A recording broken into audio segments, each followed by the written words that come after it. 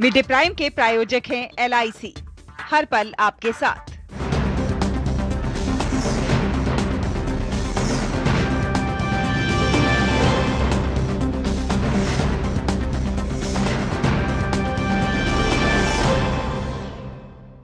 नमस्कार, मैं हूं जया सिन्हा और आप देख रहे हैं डीडी न्यूज पे इस वक्त दोपहर प्राइम टाइम यानी कि मिड डे प्राइम टाइम।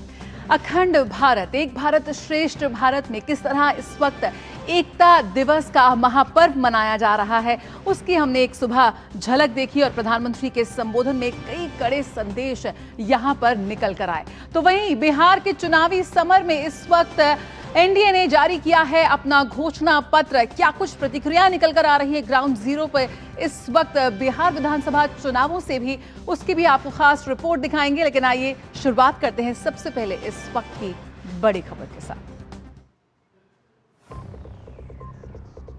150वीं जयंती पर लौह पुरुष को नमन। प्रधानमंत्री मोदी की केवड़िया में देश की एकता के दुश्मनों को दो टूक। कहा अपनी सुरक्षा और सम्मान से समझौता नहीं करता आज का भारत।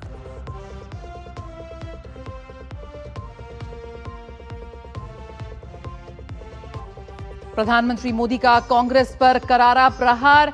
कहा कश्मीर पर कांग्रेस की गलती से दशकों तक जलता रहा देश। आतंकवाद के आगे नतमस्तक रही पूर्ववर्ती सरकारें।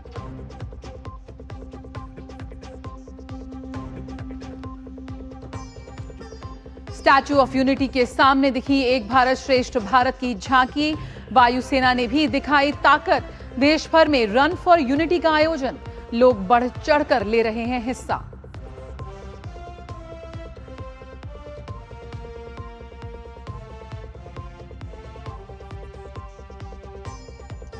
बिहार चुनाव के लिए एनडीए का संकल्प पत्र जारी। कर्पूरी ठाकुर किसान सम्मान निधि की घोषणा। हर जिले में फैक्ट्री और हर घर में रोजगार का वादा। 5 साल में बिहार को बाढ़ मुक्त बनाने का भी दावा।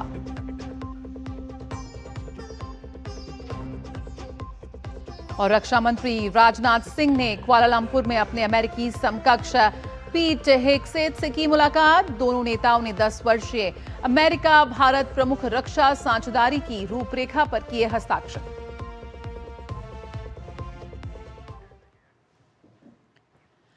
राष्ट्र आज देश के पहले उप प्रधानमंत्री और गृह मंत्री सरदार वल्लभ भाई पटेल की 150वीं जयंती मना रहा है।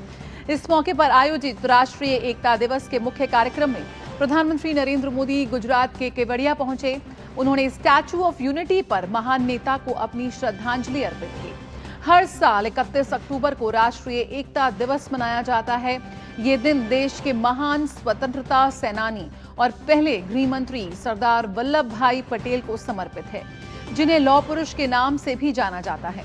सरदार पटेल ने आजादी के बाद देश के एकीकरण में जो योगदान दिया वह अद्वितीय और प्रेरणादायक है।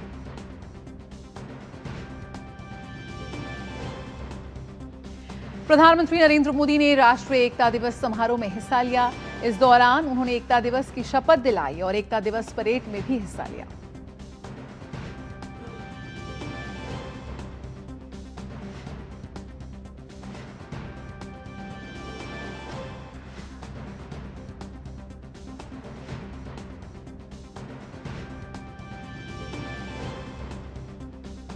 इस मौके पर परेड में बीएसएफ, सीआरपीएफ, सीआईएसएफ, आईटीबीपी और एसएसबी के साथ साथ विभिन्न राज्य पुलिस बलों की टुकड़ियां शामिल हुई। इस वर्ष के मुख्य आकर्षणों में विशेष रूप से रामपुर हाउंड और मुधोल हाउंड जैसे भारतीय नस्ल के श्वानों से युक्त बीएसएफ का मार्चिंग दस्ता, गुजरात पुलिस का घुड़सवार दस्ता, असम पुलिस का मोटरसाइकिल डेयर डेविल शो और बीएसएफ का ऊंट दस्ता तथा ऊंट पर सवार बैंड रहा।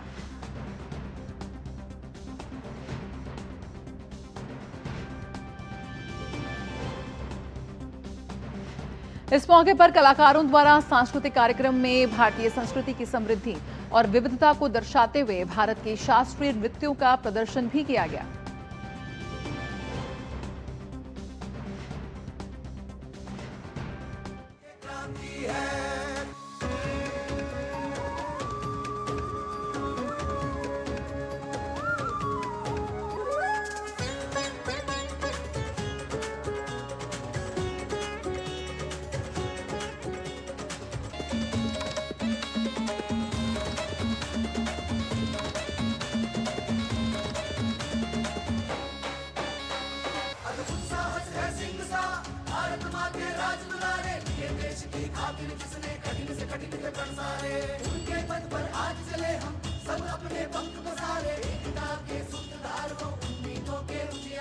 प्रखर तेज थे देशभक्त वो युग शिल्पी थे निराले, कर्मवीर अपने निश्चय से अंबर भी हिला डाले।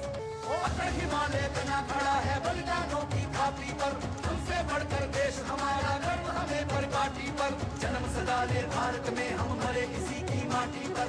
भारत माँ की आरती गाएं, सब उनके ही जयकारे, सब उनके ही जयकारे, सब उनके ही जयकारे।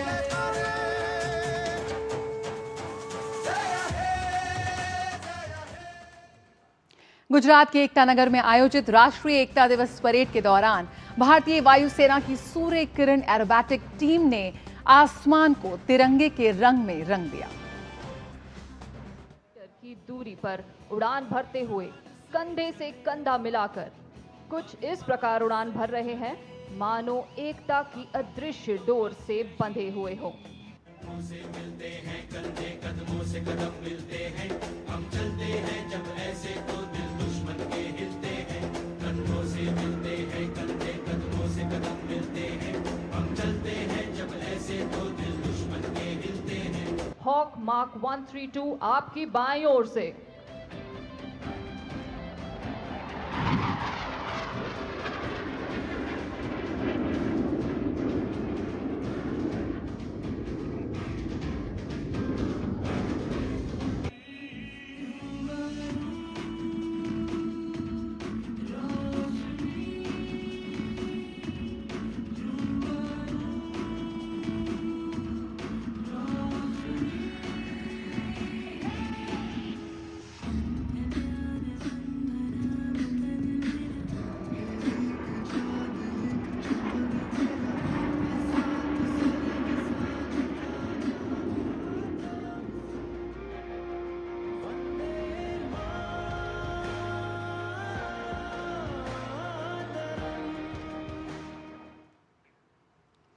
प्रधानमंत्री नरेंद्र मोदी ने एकता दिवस का महत्व बताया।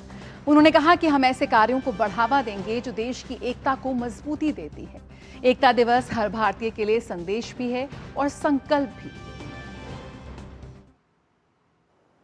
15 अगस्त को स्वतंत्रता दिवस मनाते हैं, 26 जनवरी को गणतंत्र दिवस मनाते हैं, वैसे ही एकता दिवस का महत्व हमारे लिए प्रेरणा की पल है, गर्व की पल है। आज करोड़ों लोगों ने एकता की शपथ ली है। हमने संकल्प लिया है कि हम ऐसे कार्यों को बढ़ावा देंगे जो देश की एकता को मजबूती दें। यहां एकता नगर में ही एकता मॉल, एकता गार्डन एकता के सूत्र को सशक्त करते दिखते हैं। साथियों, हर ऐसी बात जो देश की एकता को कमजोर करती है, हर देशवासी को उससे दूर रहना है, ये राष्ट्रीय कर्तव्य है। ये सरदार साहब को सच्ची श्रद्धांजलि है। यही आज देश की जरूरत है। यही आज एकता दिवस का हर भारतीय के लिए संदेश भी है, संकल्प भी है। पीएम ने बताया कि किस तरह उनकी सरकार ने नक्सलवाद और माओवाद पर जोरदार प्रहार किया है। उन्होंने 2014 से पहले की हालातों की चर्चा करते हुए कहा कि देश के भीतर नक्सली माओवादी अपनी हुकूमत चलाते थे। 2014 के बाद हमारी सरकार ने नक्सलवाद, माओवादी आतंक पर प्रचंड प्रहार किया। हमने शहरों में बैठे अर्बन नक्सलियों के समर्थकों, अर्बन नक्सलियों को भी किनारे लगाया। हमने वैचारिक लड़ाई भी जीती और नक्सलियों के गढ़ में जाकर उनसे मोर्चा लिया। इसका परिणाम आज देश के सामने है।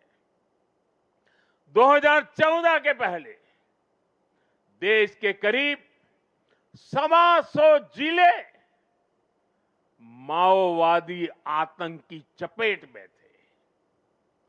आज ये संख्या केवल 11 बची है और उसमें भी सिर्फ 3 जिलों में ही नक्सलवाद अभी भी कुछ गंभीर रूप से हावी है। और आज मैं सरदार पटेल के सानिध्य में एकता नगर की इस धरती से पूरे देश को भरोसा दिलाता हूं, जब तक देश नक्सलवाद, माओवाद, उस आतंक से पूरी तरह मुक्त नहीं हो जाता, हम रुकने वाले नहीं हैं। पीएम मोदी ने घुसपैठियों को देश की एकता और आंतरिक सुरक्षा को सबसे बड़ा खतरा बताया। उन्होंने पुरानी सरकारों पर घुसपैठियों के खिलाफ कोई भी कारगर कार्रवाई न करने का आरोप लगाया।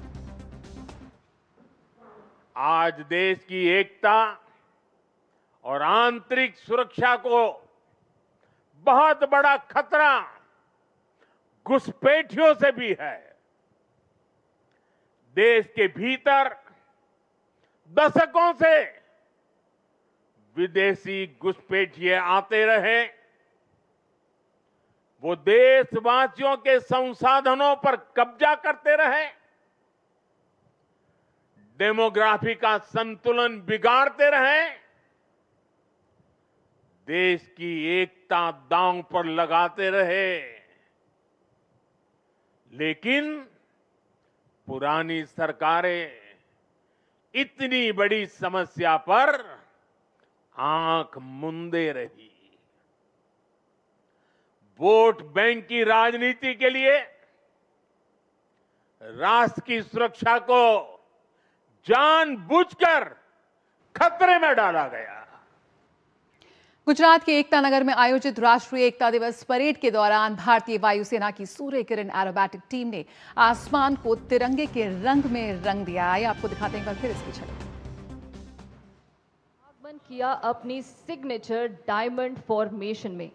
ये विमान एक दूसरे से मात्र 5 मीटर की दूरी पर उड़ान भरते हुए कंधे से कंधा मिलाकर कुछ इस प्रकार उड़ान भर रहे हैं मानो एकता की अदृश्य डोर से बंधे हुए हों।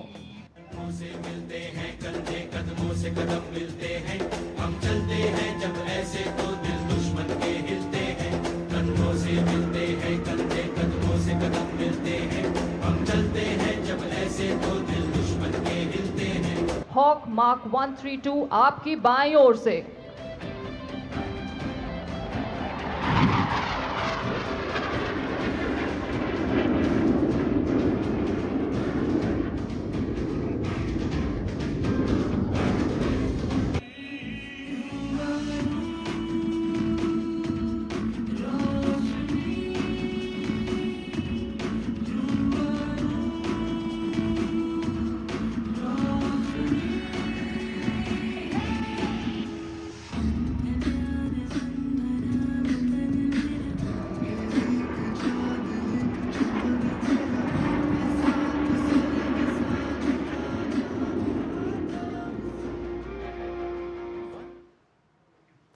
राष्ट्रीय एकता दिवस के मौके पर आज राष्ट्रपति द्रौपदी मुर्मू, केंद्रीय गृह मंत्री अमित शाह, दिल्ली के उपराज्यपाल वीके सक्सेना और दिल्ली की मुख्यमंत्री रेखा गुप्ता ने सरदार पटेल चौक पर पुष्पांजलि अर्पित की।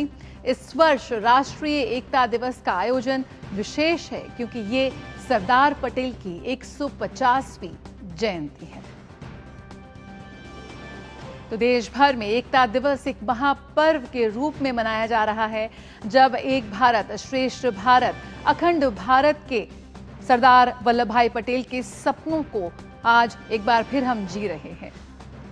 प्रधानमंत्री नरेंद्र मोदी ने देशवासियों से आह्वान किया कि एकता दिवस के मौके पर हम पूरे विश्व को भारत की एकता, सांस्कृतिक विरासत और अखंडता के दर्शन कराएं। सरदार वल्लभ भाई पटेल के वचनों और उनके सिद्धांतों पर आगे चलते हुए आज भारत एक नया इतिहास लिख रहा है। उपराष्ट्रपति सीपी राधाकृष्णन ने सरदार वल्लभ भाई पटेल की जयंती पर नमन करते हुए एक्स पर पोस्ट कर लिखा, सरदार वल्लभ भाई पटेल जी की 150वीं जयंती पर मैं भारत के लौह पुरुष को नमन करता हूं, जिनके अटूट दृढ़ संकल्प और दूरदर्शिता ने एक विविध राष्ट्र को एक लोकतांत्रिक गणराज्य में एकीकृत किया।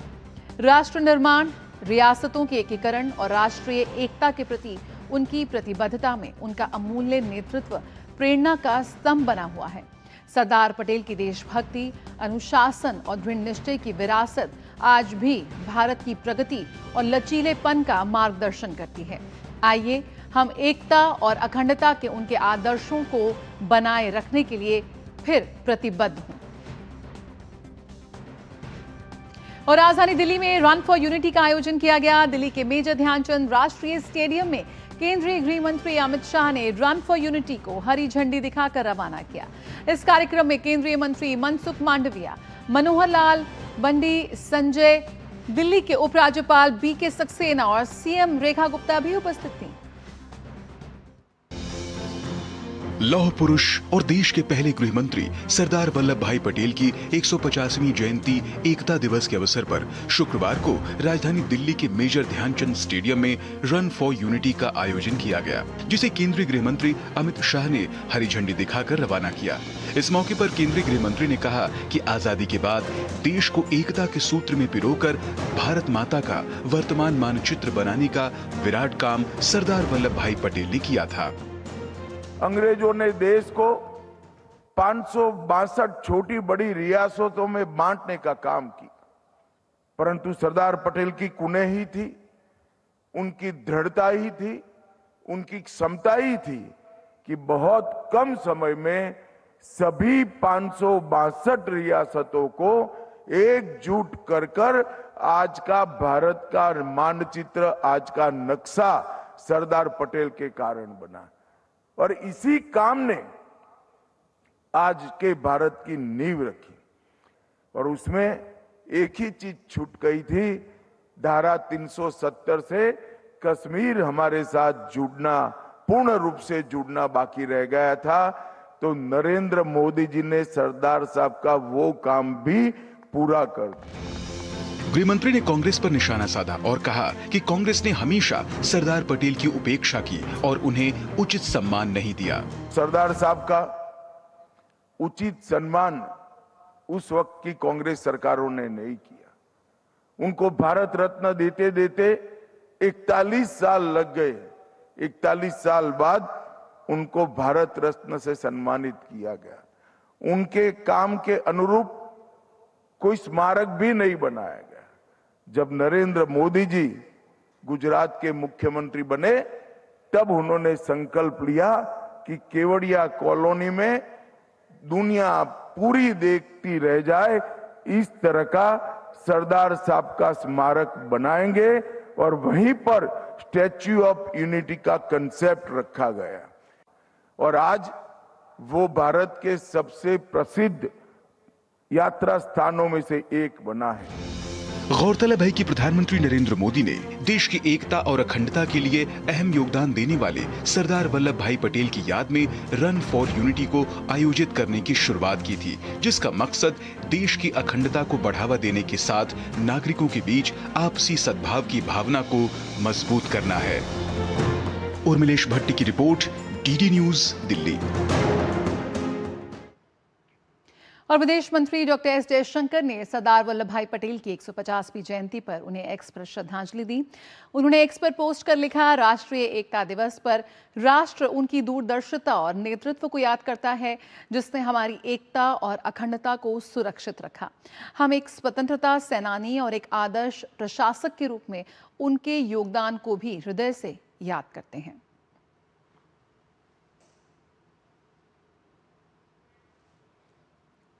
सरदार वल्लभ भाई पटेल की 150वीं जयंती के उपलक्ष्य में केंद्रीय मंत्री नितिन गडकरी ने सोशल मीडिया पर देशवासियों को राष्ट्रीय एकता दिवस की हार्दिक शुभकामनाएं दी।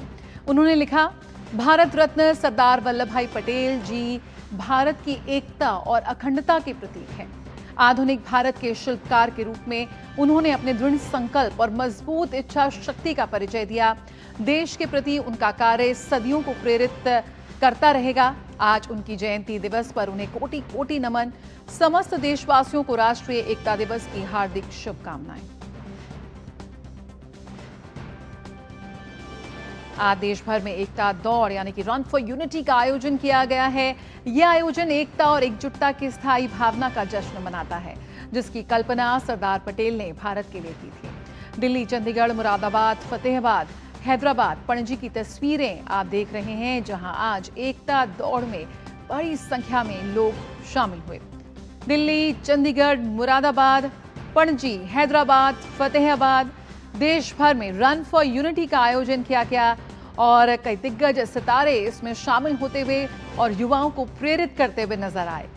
क्योंकि ये सिर्फ फिट इंडिया का ही नहीं बल्कि एक भारत का भी संकल्प दोहराते नजर आते हैं ये युवा। राष्ट्रीय एकता दिवस के उपलक्ष्य में पंजाब के राज्यपाल गुलाब चंद कटारिया ने चंडीगढ़ में सुखना झील पर राज्य स्तरीय पदयात्रा को हरी झंडी दिखाकर रवाना किया। तो सरदार वल्लभ भाई पटेल की 150वीं जयंती, जिसमें देश भर में खास कार्यक्रमों का आयोजन किया जा रहा है। समाज के हर वर्ग का इसमें भागीदारी देखने को मिल रही है। खासतौर पर युवा बड़े जोश के साथ इस रन फॉर यूनिटी में हिस्सा लेते हुए नजर आ रहे हैं। ये था यूनिटी मार्च और मुंबई पुलिस ने बांद्रा फोर्ट में रन फॉर यूनिटी दौड़ का आयोजन किया। संयुक्त पुलिस आयुक्त कानून एवं व्यवस्था सत्यनारायण चौधरी ने दौड़ को हरी झंडी दिखाकर रवाना किया। 1 किलोमीटर की इस दौड़ में अभिनेता फरहान अख्तर, वरिष्ठ अभिनेता नसरुद्दीन शाह, अभिनेत्री प्रीति झंगियानी और नेहा पेंसे के साथ साथ अंजुमन ए इस्लाम के doctor MIJ girls high school और MIT कॉलेज की छात्राओं ने भाग लिया।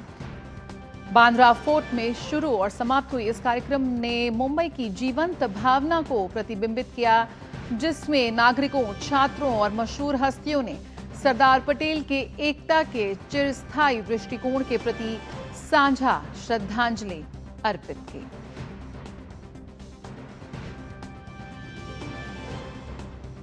प्रधानमंत्री नरेंद्र मोदी आज नई दिल्ली में अंतर्राष्ट्रीय आर्यन सम्मेलन 2025 में शामिल होंगे। इस अवसर पर प्रधानमंत्री उपस्थित जनसमूह को संबोधित भी करेंगे।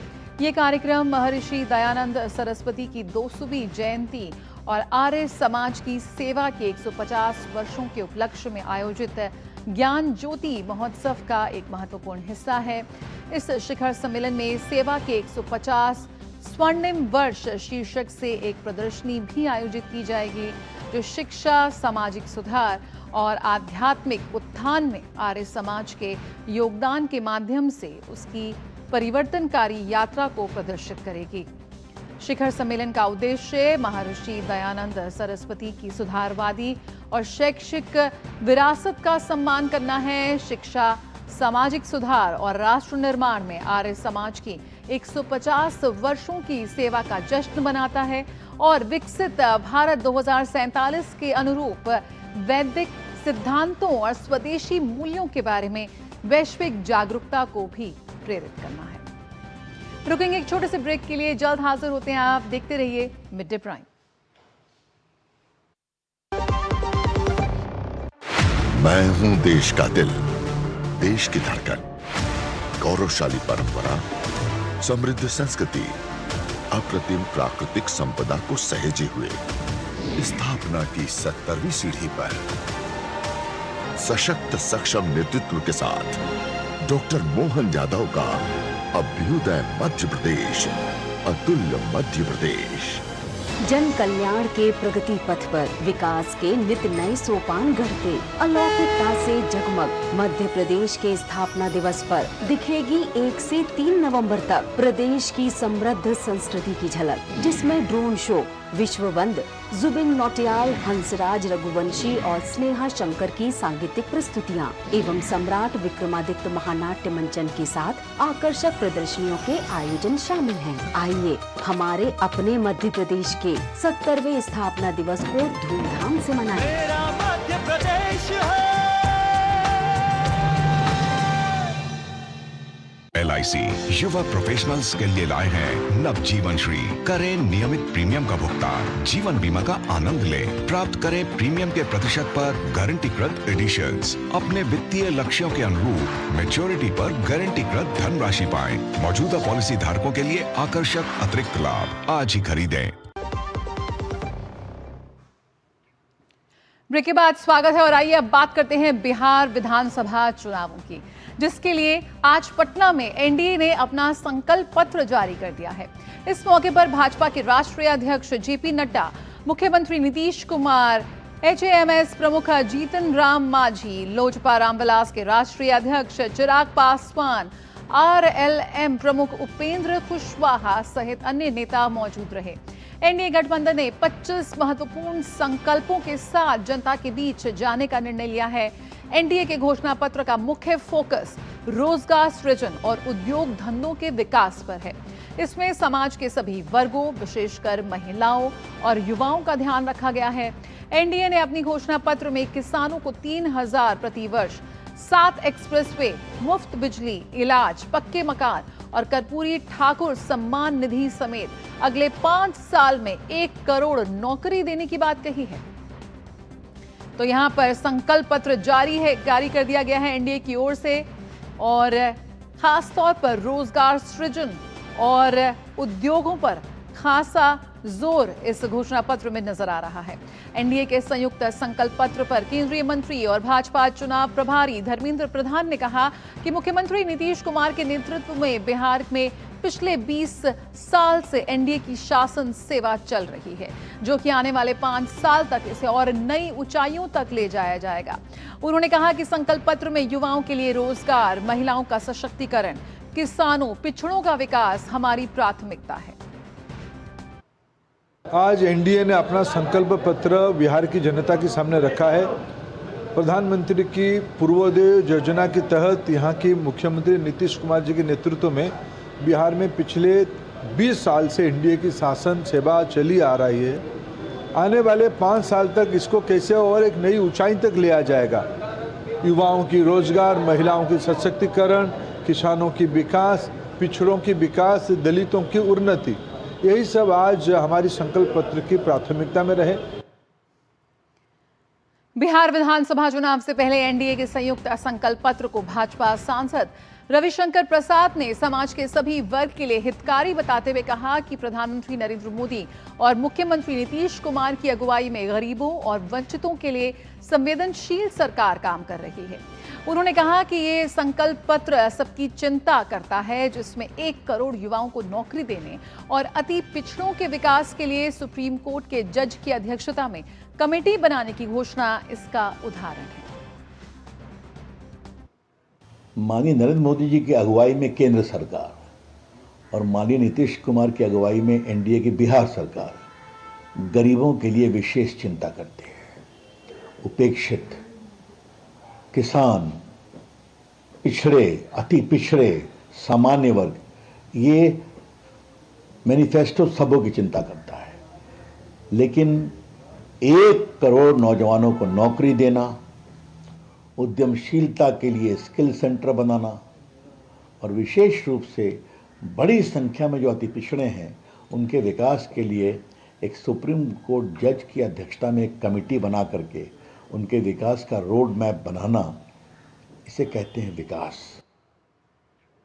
बिहार के उप मुख्यमंत्री और वरिष्ठ भाजपा नेता सम्राट चौधरी ने एनडीए के संकल्प पत्र में युवा वर्ग का खास ख्याल रखा है। उन्होंने कहा कि घोषणा पत्र में युवाओं को 1 करोड़ से ज्यादा सरकारी नौकरी और रोजगार देने का वादा किया गया है। इसके साथ ही मेगा स्किल सेंटर हर जिले में स्थापित किया जाएगा।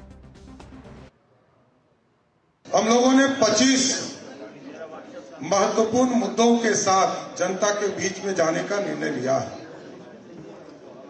सबसे पहले है हर युवा को नौकरी और रोजगार देना, 1 करोड़ से अधिक सरकारी नौकरी, रोजगार प्रदान करना,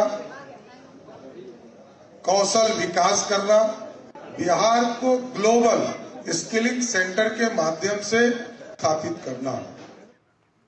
उन्होंने कहा कि बिहार में अगर एनडीए की सरकार बनती है तो मुख्यमंत्री महिला रोजगार योजना से महिलाओं को 2 लाख रुपए तक की आर्थिक सहायता दी जाएगी। इसके साथ ही 1 करोड़ महिलाओं को लखपति दीदी बनाने का लक्ष्य तय किया गया है। महिला रोजगार योजना के अंतर्गत महिलाओं को 2 लाख तक की सहायता राशि सरकार देगी और 1 करोड़ महिलाओं को लखपति दीदी बनाने का काम एनडीए का संकल्प पत्र हम लोगों ने रखा है। और इसके बाद क्योंकि 1 करोड़ महिलाओं को यदि हम लखपति बना रहे हैं तो मिशन करोड़पति भी हम शुरू करेंगे। मिशन करोड़पति के माध्यम से चिन्हित महिला उद्यमियों को करोड़पति बनाने की दिशा में हम लोग आगे काम करेंगे।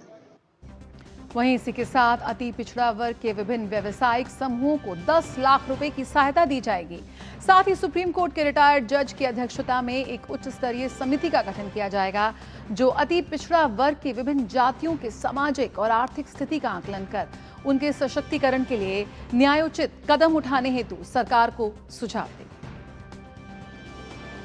अति पिछड़ा वर्ग के विभिन्न समूह को 10 लाख रुपए की सहायता देंगे एवं जो सबसे महत्वपूर्ण है कि हम सुप्रीम कोर्ट के रिटायर्ड जज की अध्यक्षता में एक उच्च स्तरीय समिति का गठन करेंगे जो अति पिछड़ा वर्ग की विभिन्न जातियों के सामाजिक आर्थिक स्थिति का आकलन करके इन जातियों को सशक्तिकरण के लिए न्यायोचित कदम उठाने का सरकार को सुझाव देगी।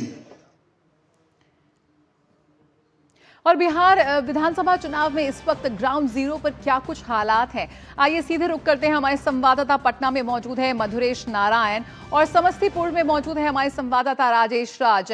सबसे पहले मधुरेश आपसे बात करते हैं। मधुरेश, जिस तरह से इस वक्त रैलियों का रेला चल रहा है, प्रचंड प्रचार इस वक्त जोरों पर है, किस तरह से देख रहे हैं इस वक्त जो चुनावी जो गर्मी है, जो तपिश है, वो बहुत ज्यादा बढ़ती हुई इस वक्त नजर आ रही है? हाँ बिल्कुल, देखिए पिछले 2 दिनों से पूरे बिहार में रुक रुक करके बारिश हो रही है, लेकिन जो चुनावी गर्मी है वो अपने चरम पर पहुंची हुई है। कल अमित शाह भी बिहार में थे और आज जेपी नड्डा है। इसके साथ ही अगर विपक्ष की बात की जाए तो राहुल गांधी भी बिहार में है। इस महागठबंधन की भी कई रैलियां हैं, एनडीए की भी कई रैलियां हैं, लेकिन इन सबसे महत्वपूर्ण पहले चरण के मतदान से सिर्फ 5 दिन पहले एनडीए ने अपना घोषणा पत्र जारी कर दिया है और ये घोषणा पत्र बेहद महत्वपूर्ण माना जा रहा है क्योंकि ये युवाओं, महिलाओं और बिहार के विकास पर साफ साफ फोकस करता हुआ ये घोषणा पत्र दिख रहा है। इसमें कई महत्वपूर्ण चीजें हैं। एक जो सबसे महत्वपूर्ण बात है कि बिहार जो है वो एग्रीकल्चर बेस्ड स्टेट है और इसमें किसानों का खास ध्यान रखा गया है। जो किसान सम्मान निधि की राशि है उसको बढ़ाने की बात की गई है। इसके साथ ही मत्स्य पालन जो लोग करते थे उनको सहायता 4500 रुपए दी जाती थी, उसको बढ़ा करके 9000 रुपए करने की बात है। इसके अलावा 1 lakh crore agro based industry पर सरकार जो है, जो अगर एनडीए की सरकार आती है तो वो खर्च करेगी, एग्रो बेस्ड इंडस्ट्री लगाने में मदद करेगी। तो कहीं ना कहीं ये भी दिखाता है कि जो सरकार है वो सिर्फ एग्रीकल्चर ही नहीं, वो इंडस्ट्रियलाइजेशन, बिहार में इंडस्ट्री कैसे सेटअप हो इसके ऊपर भी फोकस कर रही है। और इसी के तहत बिहार में लगभग 100 एमएसएमई और 50,000 के आसपास कुटीर उद्योग जो है वो लगाने की भी बात कही गई है। तो निश्चित रूप से इसके अलावा सेमीकंडक्टर का फैक्ट्री लगाया जाएगा और भी बहुत कुछ डिफेंस कॉरिडोर बनाने की तो बात खास तौर पर यहाँ पर निश्चित जो जोर रूप है से वो रोजगार सृजन पर है, उद्योगों पर है। राजेश राज भी हमारे साथ जुड़े हुए हैं समस्तीपुर से। राजेश राज का रुख करते हैं। राजेश, जिस तरह से यहाँ पर विकास भी विश्वास भी, हर वर्ग, समाज के हर वर्ग के लिए कुछ ना कुछ इस संकल्प पत्र में साफ तौर पर नजर आएगा, और किस तरह से क्रियान्वयन हो सकता है बिहार की विकास गाथा का, कहीं ना कहीं इसकी भी बहुत ही एक सॉलिड तरीके से एक रूपरेखा और एक ब्लूप्रिंट, एक रोड मैप उसमें नजर आ रहा है संकल्प पत्र में। सबसे पहले तो किस तरह की प्रतिक्रियाएं यहाँ पर निकल कर आ रही है ग्राउंड जीरो से भी, किस तरह से जो जमीनी तौर पर जो आम जनता है इस पर अपनी राय दे रही है? देखिए जया, जहाँ तक संकल्प पत्र का सवाल है तो निश्चित तौर पर भारतीय जनता पार्टी अपने घोषणा पत्र का नाम हमेशा संकल्प पत्र रखती है, क्योंकि बीजेपी का ये तर्क है कि अगर घोषणा की जाती है तो कई बार घोषणाएं जो हैं वो अमल में नहीं आती हैं या जनता की उम्मीदों पर लोग खड़े नहीं उतर पाते हैं। इसलिए हम संकल्प लेते हैं, दृढ़ इच्छा शक्ति दिखाते हैं और जो संकल्प पत्र में जिन बातों का उल्लेख करते हैं उसे सरजमी तक पहुंचाने के लिए एड़ी चोटी का जोर भी लगाते हैं। और शायद यही वजह है कि संकल्प पत्र में जिन बातों का उल्लेख भारतीय जनता पार्टी अन्य राज्यों में करती हुई दिखाई पड़ी है, जो उनका अतीत रहा है कि वो जिन बातों का जिक्र संकल्प पत्र में करते हैं उस पर अमल भी करते हैं और उसे अमली जामा पहनाने की कोशिश भी करते हैं। और हम जानते हैं कि बिहार एक ऐसा स्टेट है जहां पर पिछड़ों और दलितों की सियासत जो है वो सर चढ़कर बोलती है। शायद यही वजह है कि भारतीय जनता पार्टी ने ओबीसी के उत्थान के लिए जो अब तक काम किए हैं उसका भी जिक्र किया है, और जो आने वाले दिनों में संकल्प पत्र में जिन बातों का उल्लेख बीजेपी कर रही है, यानी कि जो पूरे एनडीए का जो घोषणा पत्र है, संकल्प पत्र है, उसको कहीं ना कहीं उस कड़ी को आगे बढ़ाने की कोशिश की जा रही है। और आप समझ सकती हैं कि अगर 1 करोड़ जीविका दीदियों को लखपति दीदी बनाने का लक्ष्य जो है वो रखा गया है, और मैं कल देख रहा था कि जेपी नड्डा का कार्यक्रम था, बड़ी पैमाने पर जीविका दीदी उस कार्यक्रम में शिरकत करने के लिए आई थी, और जीविका दीदी ने जेपी नड्डा का जोरदार अभिवादन भी किया, उनका अभिनंदन भी किया, इस उम्मीद, आशा और विश्वास के साथ कि प्रधानमंत्री नरेंद्र मोदी ने जो लखपति दीदी बनाने का लक्ष्य रखा था, उस लखपति दीदी को आगे बढ़ाने में बीजेपी की सरकार, डबल इंजन की सरकार कामयाब हो पाई है। और जो बचे हुए लोग हैं उनको भी लखपति दीदी बनाने का संकल्प जो है भारतीय जनता पार्टी अपने संकल्प पत्र में लेकर आई है। रोजगार देने का वायदा किया गया है, और हम जानते हैं कि महागठबंधन की तरफ से भी जो तेजस्वी का प्रण रखा गया, जो घोषित किया गया, उस तेजस्वी के प्रण में भी बड़े पैमाने पर लोगों को रोजगार देने के वायदे किए गए हैं। तो कहीं ना कहीं आरजेडी और महागठबंधन का जो घोषणा पत्र है जया, उसका एक हम कह सकते हैं कि काउंटर भी एनडीए का संकल्प पत्र कहा जा सकता है, बीजेपी का संकल्प पत्र कहा जा सकता है, क्योंकि रोजगार देने की बात बीजेपी भी कर रही है और तमाम जो भारतीय जनता पार्टी के नेता हैं वो ये उम्मीद जता रहे हैं कि बिहार में जो बेरोजगारी का आलम है उसमें जब नई सरकार बनेगी तो कहीं ना कहीं रोजगार देकर इन युवाओं को बिहार से बाहर जाने से रोका जा सकेगा, और बड़ी तादाद में इन्हें जो है वो नौकरियां दी जाएंगी। और नीतीश कुमार की सरकार ने जिस तरीके से 5 लाख शिक्षकों की नियुक्ति की, उसके बाद भी कई तरह के जो नियुक्तियों का प्रावधान है वो किया गया है। जो शिक्षकों की नियुक्ति अभी लंबित है, कई प्रक्रियाएं जो है चुनाव के बाद पूरी होंगी। बीपीएससी से बहुत सारी बिल्कुल, तो यहाँ पर जो घोषणाएं की हैं, जिन तमाम योजनाओं का जिक्र कर रहे हैं, कि रोजगार जो है अमली जामा पहनाना और जमीन पर उतारना किस तरह से ये मुमकिन होगा, ये भी देखने वाली बात होगी। मधुरेश हमारे साथ जुड़े हुए हैं। मधुरेश, जिस तरह से राजेश ने कहा कि कहीं ना कहीं दोनों ही जो प्रमुख घोषणा पत्र, मैनिफेस्टोज इस वक्त आए हैं जनता के बीच, उसमें कहीं ना कहीं रोजगार एक प्रमुख मुद्दा है। किस तरह से इस वक्त आम जनता की प्रतिक्रिया आ रही है, विपक्षी दलों की भी इस वक्त प्रतिक्रिया सामने निकल कर आ रही है, और जिस तरह की जो गठबंधन की मजबूती की तस्वीर यहाँ पर एनडीए ने इस मैनिफेस्टो के ऐलान पर पेश की है, उसको लेकर भी क्या कुछ प्रतिक्रिया सामने निकल कर आ रही हैं?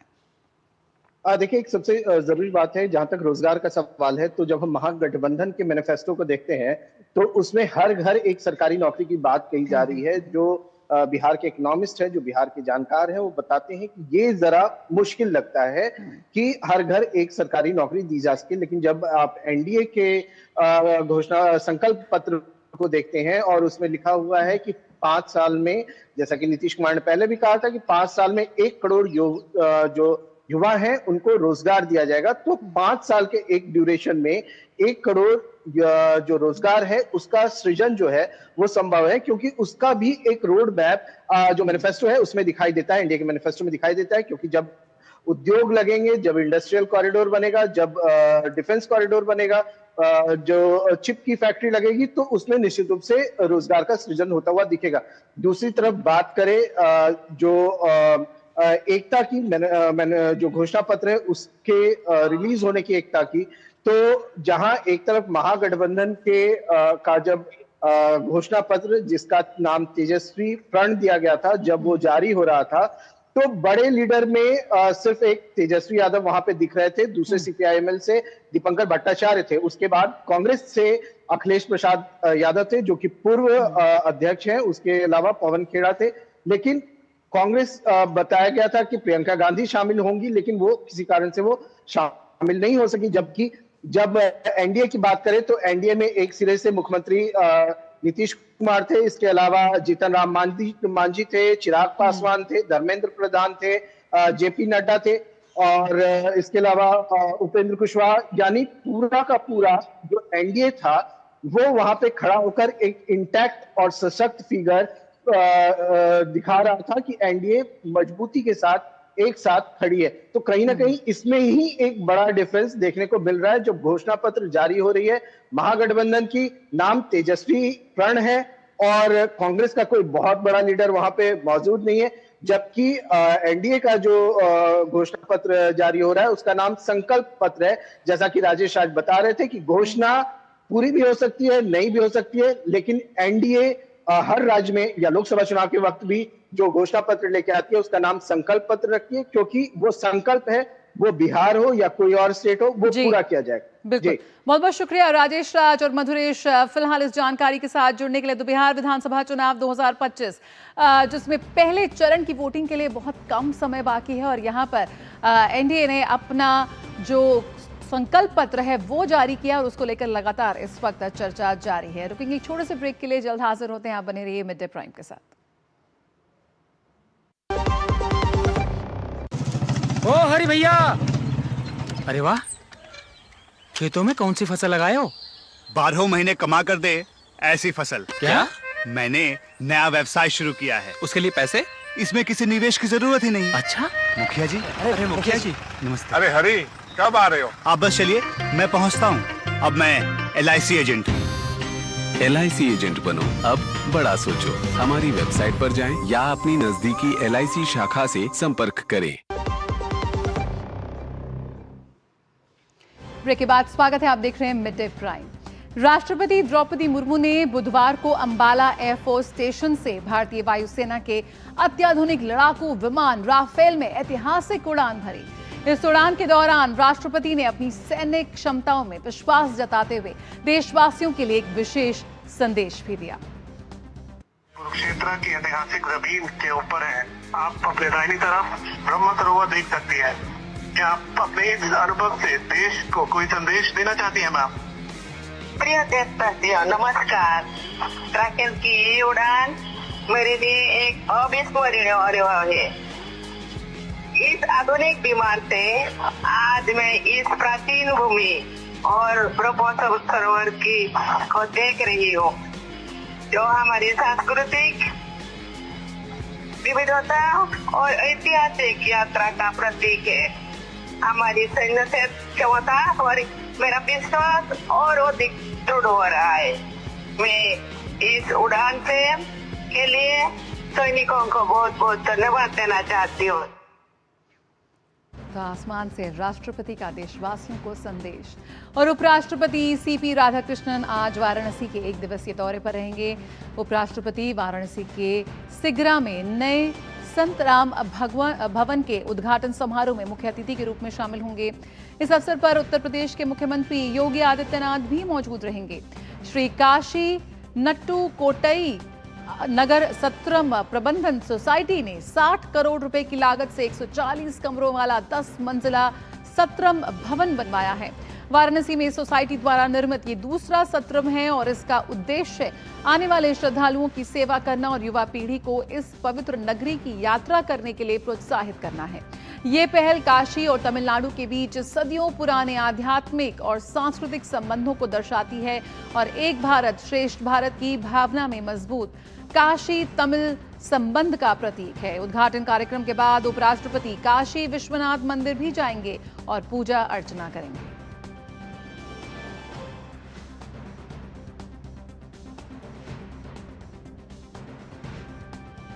रक्षा मंत्री राजनाथ सिंह ने मलेशिया की राजधानी कुआलालंपुर में अमेरिका के वॉर सेक्रेटरी पीट हेगसेथ से मुलाकात की।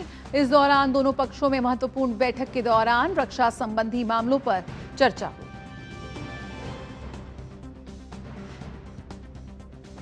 नारायण हृदयालय ने प्रैक्टिस पल्स ग्रुप हॉस्पिटल में 189 मिलियन पाउंड में 100% हिस्सेदारी हासिल की है। इसे लेकर वाणिज्य एवं उद्योग मंत्री पीयूष गोयल ने सोशल मीडिया प्लेटफॉर्म एक्स पर जानकारी साझा की और लिखा कि भारत के लिए ये गौरव का क्षण है क्योंकि हमारी स्वास्थ्य सेवा प्रणाली अपनी वैश्विक उपस्थिति को निरंतर मजबूत कर रही है। बेंगलुरु स्थित स्वास्थ्य सेवा प्रदाता नारायण हेल्थ द्वारा यूके स्थित प्रैक्टिस पल्स ग्रुप हॉस्पिटल्स का अधिग्रहण विश्व स्तरीय चिकित्सा सेवा प्रदान करने में भारत की बढ़ती क्षमताओं और उत्कृष्टता को रेखांकित करता है। समूह के अध्यक्ष डॉक्टर देवी प्रसाद शेट्टी और नारायण हेल्थ की पूरी टीम को इस उपलब्धि के लिए बहुत बहुत बधाई, जो हमारे स्वास्थ्य सेवा तंत्र को वैश्विक स्तर पर नई ऊंचाइयों तक पहुंचने के लिए प्रेरित करेगा। प्रधानमंत्री नरेंद्र मोदी का दृष्टिकोण और प्रगतिशील नीतियां भारत के स्वास्थ्य सेवा पारिस्थितिकी तंत्र को एक नई गति दे रही है। महाराष्ट्र के किसानों को राहत देते हुए मुख्यमंत्री देवेंद्र फडणवीस ने बड़ी घोषणा की है। राज्य सरकार ने किसान कर्ज माफी के सभी चरण तय कर लिए हैं। अब 30 जून 2026 से पहले कर्ज माफी का निर्णय लिया जाएगा। कल रात मुंबई के सह्याद्री अतिथि गृह में किसान कर्ज माफी को लेकर आंदोलन कर रहे प्रतिनिधि मंडल के साथ फडणवीस ने बातचीत की। मुख्यमंत्री ने बताया कि कर्ज माफी कैसे की जा सकती है, उसके मापदंड क्या होंगे और भविष्य में किसानों को कर्ज के जाल से कैसे बाहर रखा जा सकता है। इन सभी बातों पर सुझाव देने के लिए एक उच्चाधिकार समिति गठित की गई है। ये समिति अप्रैल 2026 तक अपनी रिपोर्ट सौंपेगी।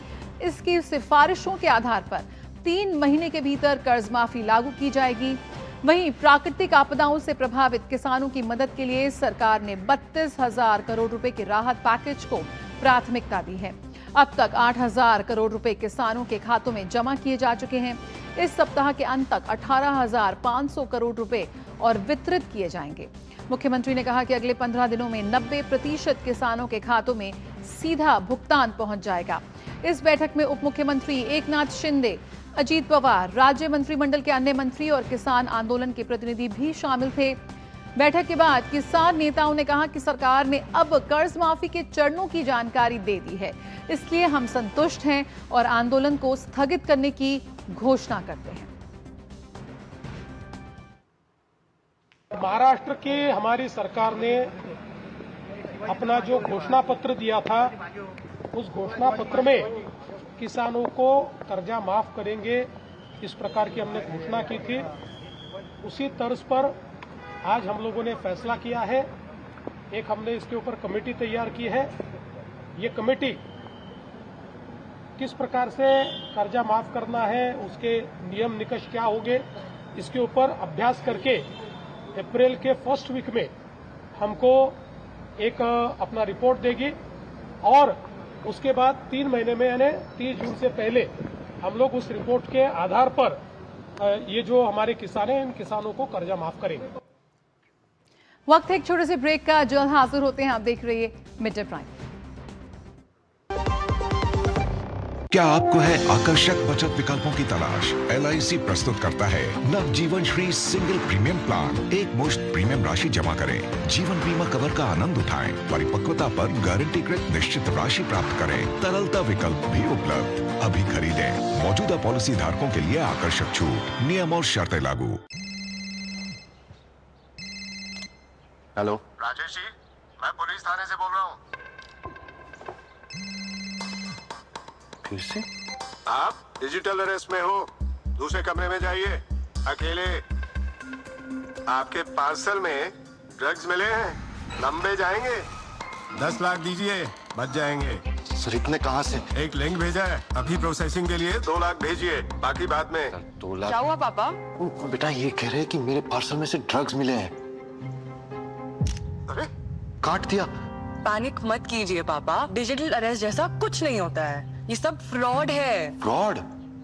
पुलिस, बैंक, आरबीआई इत्यादि के नाम से आने वाले साइबर अपराधियों के फोन या वीडियो कॉल से सावधान रहें। उन्हें कोई पैसे ना भेजें और तुरंत पुलिस में रिपोर्ट करें। अगर समझदारी नहीं दिखाओगे तो पैसे गवाओगे। आरबीआई कहता है जानकार बनिए, सतर्क रहिए। ब्रेक के बाद स्वागत है, आप देख रहे हैं मिड डे प्राइम। छत्तीसगढ़ के पूर्व मुख्यमंत्री भूपेश बघेल के बेटे चैतन्य बघेल की याचिका पर सुप्रीम कोर्ट ने प्रवर्तन निदेशालय को नोटिस जारी किया है। चैतन्य बघेल ने आबकारी नीति मामले में अपनी गिरफ्तारी को चुनौती दी है। बघेल की ओर से पेश कपिल सिब्बल ने दलील दी कि ईडी की ओर से पूछताछ के लिए कोई सम्मन नहीं जारी किया गया, सिर्फ जांच में सहयोग न करने का हवाला देकर उनकी गिरफ्तारी नहीं की जा सकती। ईडी की ओर से पेश एएसजी एसपी राजू ने इस दलील का विरोध करते हुए कहा कि गिरफ्तारी की सिर्फ यही एक वजह नहीं है, एजेंसी के पास गिरफ्तारी के लिए दूसरी भी वजहें हैं। गौरतलब है कि चैतन्य बघेल 18 जुलाई से न्यायिक हिरासत में हैं। प्रवर्तन निदेशालय ने उन्हें शराब कारोबार से जुड़ी अनियमितताओं और अवैध कमाई को सफेद धन में बदलने के आरोप में गिरफ्तार किया था। पंजाब पुलिस ने 6 फॉर जस्टिस SFJ से जुड़े 3 आरोपियों को गिरफ्तार किया है। गिरफ्तार किए गए लोगों पर 2 गांवों में स्कूलों की दीवारों पर खालिस्तान समर्थक नारे लिखने का आरोप है। बठिंडा पुलिस और काउंटर इंटेलिजेंस ने संयुक्त तौर पर यह कार्रवाई की है। पंजाब के डीजीपी गौरव यादव के मुताबिक गिरफ्तार किए गए आरोपियों को SFJ के USA स्थित मास्टरमाइंड गुरु पंतवंत सिंह पन्नू का समर्थन प्राप्त है। प्रारंभिक जांच में पता चला है कि गिरफ्तार अभियुक्तों ने जनता में अशांति फैलाने और राष्ट्र विरोधी भावनाओं को बढ़ावा देने के उद्देश्य से भड़काऊ नारे लिखे थे। साक्ष्यों से पता चलता है कि उन्हें इन गैर कानूनी गतिविधियों के लिए विदेशी धन प्राप्त हो रहा था। तो यहां पे 6 फॉर जस्टिस से जुड़े 3 ऑपरेटिव गिरफ्तार हुए हैं।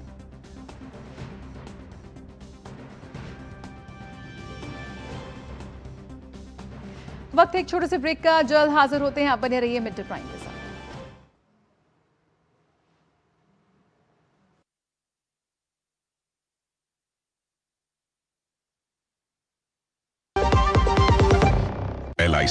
LIC युवा प्रोफेशनल्स के लिए लाए हैं नवजीवन श्री। करें नियमित प्रीमियम का भुगतान, जीवन बीमा का आनंद लें। प्राप्त करें प्रीमियम के प्रतिशत पर गारंटीकृत एडिशंस। अपने वित्तीय लक्ष्यों के अनुरूप मैच्योरिटी पर गारंटीकृत धनराशि पाएं। मौजूदा पॉलिसी धारकों के लिए आकर्षक अतिरिक्त लाभ आज ही खरीदें। पापा, फीस ज्यादा है। बेटा याद है बोनस के कुछ पैसे हमने दूसरे खाते में रखे थे? 2 साल से खाते में कोई लेन देन नहीं हुआ है, शायद इनऑपरेटिव हो गया होगा। तो अब बैंक जाके या वीडियो केवाईसी से केवाईसी अपडेट कराओ, खाता होगा एक्टिव, एकदम फ्री। चलो। कहाँ? एडमिशन कराने। खाता हुआ एक्टिव। आरबीआई कहता है जानकार बनिए, सतर्क रहिए। ब्रेक के बाद स्वागत है, आप देख रहे हैं मिड डे प्राइम। और आइए अब बारी है खेल प्राइम की, यानी कि खेल जगत की खबरों की। आइए सीधे रुख करते हैं मेरे सहयोगी गौरव का। स्वागत है गौरव आपका मिड डे प्राइम में। भाई, महिला टीम ने तो धूम मचा दी है। जी बिल्कुल जया, जाहिर तौर पर एक बड़ी जीत है, क्योंकि सेमीफाइनल में आकर के ऑस्ट्रेलिया को हराना। तो इसी से खबर की शुरुआत भी करते हैं खेल की खबरों की। भारत महिला क्रिकेट टीम ने विश्व कप के फाइनल में टीम जो है वो पहुंच गई है। भारत ने नवी मुंबई में खेले गए सेमीफाइनल मुकाबले में ऑस्ट्रेलिया को 5 विकेट से हरा दिया। भारत तीसरी बार महिला वनडे विश्व कप के फाइनल में पहुंचा है। भारत ने कल खेले गए मुकाबले में अब तक जो है कहना चाहिए कि जो टीम को नहीं हरा पाई थी, क्योंकि कहीं ना कहीं ऑस्ट्रेलिया की जो ये टीम थी इस पूरे विश्व कप के दौरान अजय रही थी, उसका सफर अजय रहा था। तो इस टीम को हरा करके टीम ने बड़े दमखम के साथ अब फाइनल में प्रवेश कर लिया है, जहां 2 नवंबर को टीम का सामना दक्षिण अफ्रीका से होगा। भारत ने 7 बार की विश्व चैंपियन ऑस्ट्रेलिया को हराकर महिला क्रिकेट वर्ल्ड कप के फाइनल में जगह बना ली है। नवी मुंबई के डीवाई पाटिल स्टेडियम में खेले गए सेमीफाइनल में टॉस जीतकर पहले बल्लेबाजी करने उतरी ऑस्ट्रेलिया की टीम 49.5 ओवर में 338 रन बनाकर आउट हो गई। कप्तान एलिसा हेली को क्रांति गौड़ ने सस्ते में आउट कर भारत को बड़ी सफलता दिलाई। इसके बाद फोइबे लिचफील्ड और एलिसे पेरी के बीच दूसरे विकेट के लिए 155 रन की साझेदारी देखने को मिली। लिचफील्ड ने विश्व कप में अपना पहला शतक लगाते हुए 119 रन की शानदार पारी खेली। एलिस पेरी ने 77 और एशले गार्डनर ने 63 रन की पारी खेलकर ऑस्ट्रेलिया को 338 रन के बड़े स्कोर तक पहुंचा दिया। रिकॉर्ड 339 रन के लक्ष्य का पीछा करते हुए भारतीय टीम की शुरुआत कुछ खास नहीं रही। शेफाली वर्मा और स्मृति मंधाना सस्ते में आउट हो गई। हालांकि इसके बाद जेमिमा रॉड्रिग्स और कप्तान हरमनप्रीत कौर ने मोर्चा संभाला और तीसरे विकेट के लिए 167 रन जोड़े। हरमनप्रीत कौर 89 रन की शानदार पारी खेलकर आउट हो गयीं, जबकि जेमिमा रॉड्रिग्स ने वर्ल्ड कप में अपना पहला शतक लगाया। दीप्ति शर्मा, ऋचा घोष और अमनजोत कौर ने भी अहम योगदान दिया और भारत ने 48.3 ओवर में 5 विकेट खोकर लक्ष्य हासिल कर लिया।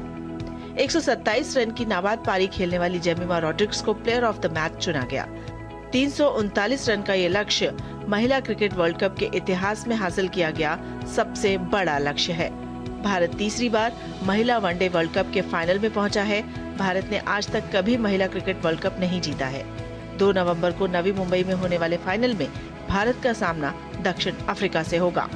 तो आखिरकार भारत ने ऑस्ट्रेलिया का 15 मैच से चला आ रहा जीत का सिलसिला तोड़ दिया है और विश्व कप के सेमीफाइनल में उन्हें 5 विकेट से करारी शिकस्त दी है। अब रविवार को होने वाले फाइनल में भारत का सामना दक्षिण अफ्रीका से होगा। इन दोनों ही टीमों ने कभी विश्व कप नहीं जीता है। ऐसे में ये तय है कि हमें इस बार एक नया विश्व चैंपियन देखने को मिलेगा। कैमरा पर्सन आशीष शर्मा के साथ सुचित्रा, डीडी न्यूज, नवी मुंबई।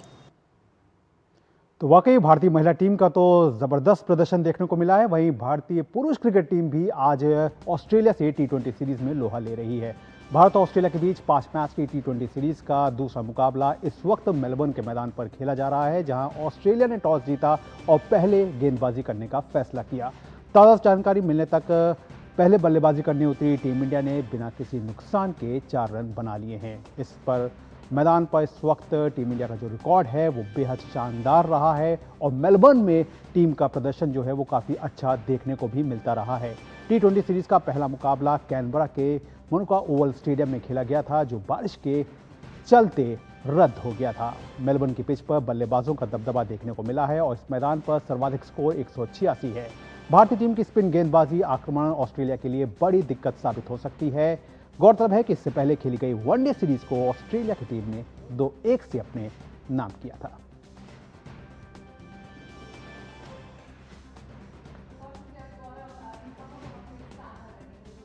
इस वक्त खेल के मैदान पर टीम इंडिया हर तरफ बस धूम मचा रही है। बहुत बहुत शुक्रिया। आइए मिड डे प्राइम में फिलहाल इतना ही। देश और दुनिया की खबरों का सिलसिला लगातार जारी रहेगा दूरदर्शन न्यूज़ पर, लेकिन फिलहाल मुझे और मेरी पूरी टीम को दीजिए इजाज़त। नमस्कार।